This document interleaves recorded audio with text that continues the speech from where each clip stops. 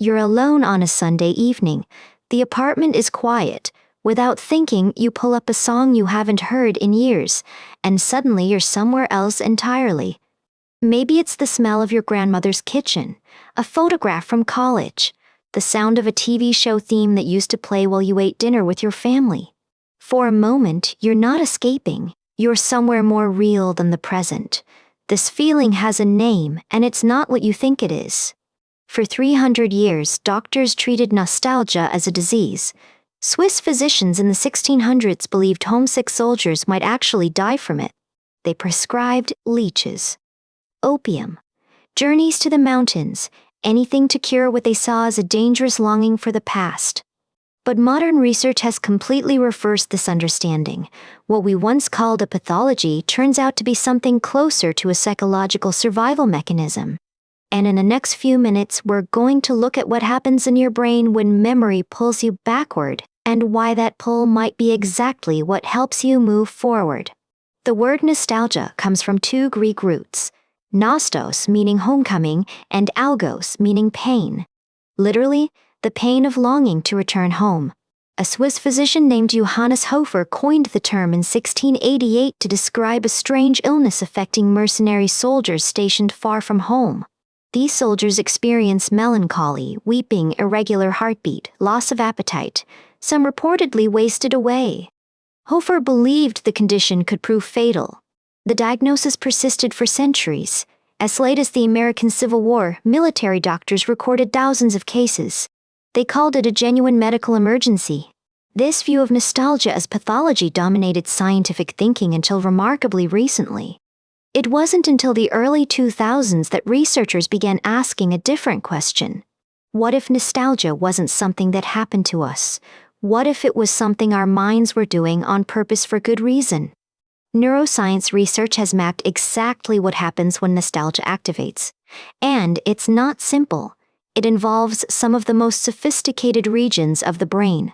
According to research published in Social, Cognitive, and Affective Neuroscience, nostalgic reflection activates the medial prefrontal cortex, a region crucial for self-referential thinking. The same studies show activation in the anterior cingulate cortex, which plays a central role in emotional regulation and conflict monitoring. The brain's reward processing systems also light up. When you feel nostalgic, your brain responds somewhat like it does to other pleasurable experiences. A 2025 study using EEG technology found something remarkable. Nostalgic music significantly enhanced brain network activity across multiple frequency bands. According to Frontiers in Psychology, listening to nostalgic music boosted alpha, theta, and gamma wave activity compared to non-nostalgic music. These patterns suggest that nostalgic music promotes emotional memory extraction and reduces cognitive load. Your brain actually works more efficiently while processing those old songs. This helps explain why certain songs can transport you so completely. The music isn't just triggering memory, it's changing how your brain operates in that moment. But the implications go beyond brain scans. Research from the University of Florida shows that nostalgic experiences increase meaning in life, optimism, and self-esteem in experimental settings. The same research found increases in social connectedness and positive affect. When participants engaged in nostalgic reflection, they reported feeling more bonded to others even when alone. Here's where it gets especially interesting. A 2025 study published in Nature found that nostalgic reflection actually reduces physical pain perception. According to the Nature research, participants who were primed with nostalgic memories showed improved pain threshold and increased pain tolerance during controlled experiments. Let that sink in. Good memories don't just make you feel better emotionally, they appear to change how your body processes pain signals. But if nostalgia is so beneficial, why do we sometimes feel worse after indulging in it? Why can dwelling on the past leave us sad instead of strengthened? Research published in Personality and Individual Differences found that personality factors predict whether nostalgia becomes adaptive or maladaptive. The distinction comes down to reflection versus rumination. Reflection draws strength from memories. Rumination gets trapped in them. For someone prone to depression, nostalgic reflection might become repetitive dwelling on what was lost, rather than what was gained. Researchers have identified two distinct patterns: reflective nostalgia, which extracts meaning to enrich the present, and restorative nostalgia, which yearns to literally recreate the past. The first kind leaves you feeling grounded and capable. The second kind can leave you feeling stuck, longing for something that no longer exists.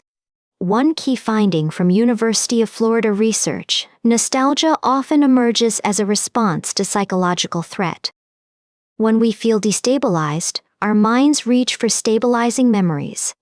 Think about when you feel most nostalgic: during major life transitions, after loss, when your sense of who you are feels uncertain.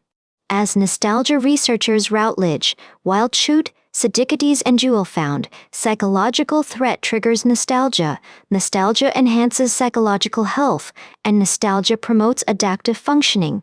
In other words, that pull toward the past isn't a sign of weakness. It's your mind deploying an evidence-based coping strategy without you even asking. University of Florida research describes it this way: nostalgia functions as a coping mechanism that equips individuals to handle present challenges by recalling meaningful personal narratives. By recalling supportive relationships and past challenges overcome, you reinforce your sense of identity.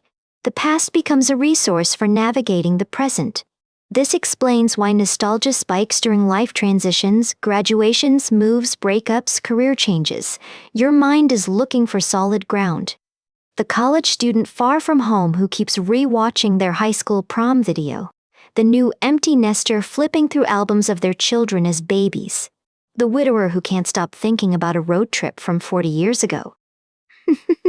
These aren't signs of being stuck.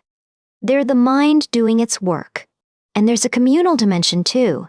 Research shows nostalgic memories almost always feature other people, friends, family, communities we belong to.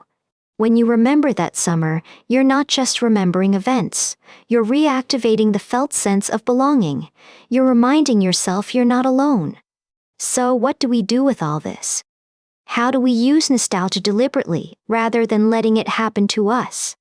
First, recognize when you're reaching for nostalgia. If it's during stress or transition, that's your mind seeking resources. Don't judge it, use it intentionally. Music is particularly powerful for this.